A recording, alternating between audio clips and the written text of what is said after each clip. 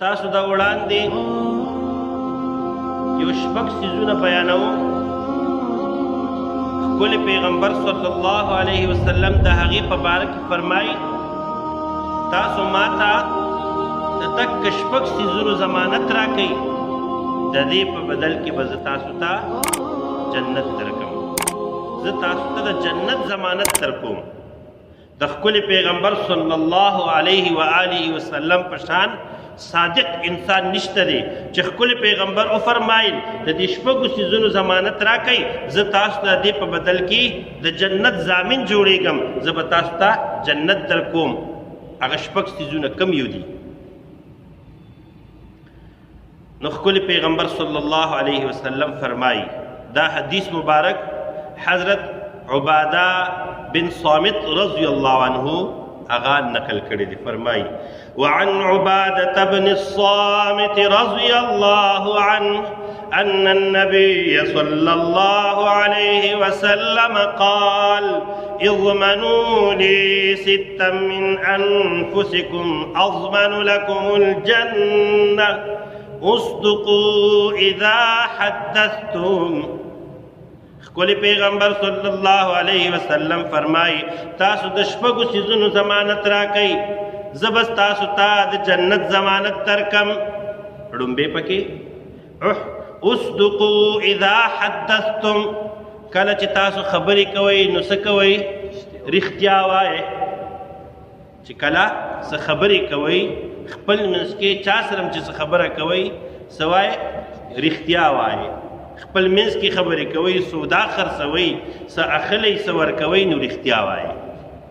دویم نمبر واوفوا اذا وعدتم، تاسو چې کله واده کوئ نو واده پوره کوئ، د وعدې پورهوالی کوئ. دریم نمبر وادوا الامانة اذا اؤتمنتم، او تاسو امانت ادا کوئ کله چې تاسو سره امانت کېښودی شي، یعنی خیانت مه کوئ. څلورم نمبر واحفظوا فروجکم، د خپلو شرمګاهونو حفاظت کوئ، د خپلو شرمګاهونو حفاظت کوئ. پنځم نمبر وغضوا ابصارکم، خپل سترګې ټیټې ساتئ، نظرونه ټیټ ساتئ، غیر محارمو زنانو ته مه ګورئ. چا سره چې ستا نکاح کیږي هغې ته نظر مه کوه، هغې ته مه ګوره، خپل نظرونه ټیټ ساتئ.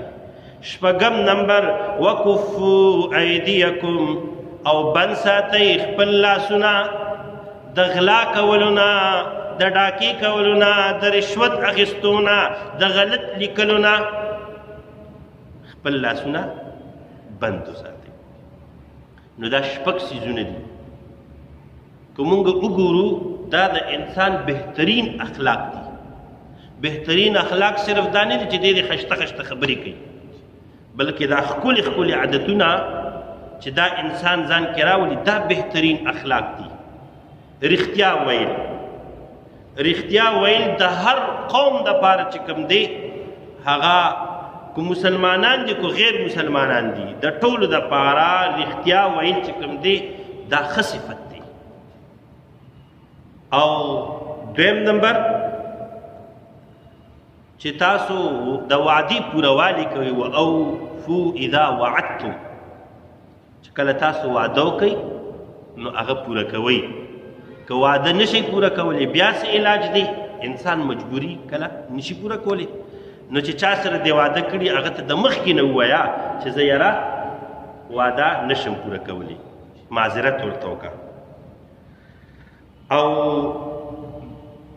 دریم نمبر وادوا الامانة اذا اؤتمنتم، کله چې تا سره امانت کېښودی شي نو ته هغه ادا کوه، یعنی خیانت مه کوه.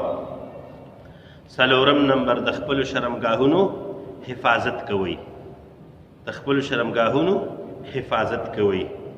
پنځم نمبر وغضوا ابصارکم، خپل نظرونه ټیټ ساتئ، نظرونه ټیټ ساتئ.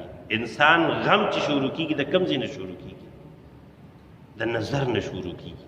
نو نظر حفاظت څوک چې د نظر حفاظت کی حدیث مبارک دی دی به د ایمان حلاوت عمومي، دی به په خپل ایمان باندې ډېر خوشحاله وي، دته به د ایمان خوږوالی محسوسیږي. او شپږم نمبر، تاسو خپل لاسونه بند وساتئ د ظلم کولو نه، د ډاکې کولو نه، د نور غلط قسم کارونو کولو نه، خپل لاسونه بند وساتئ.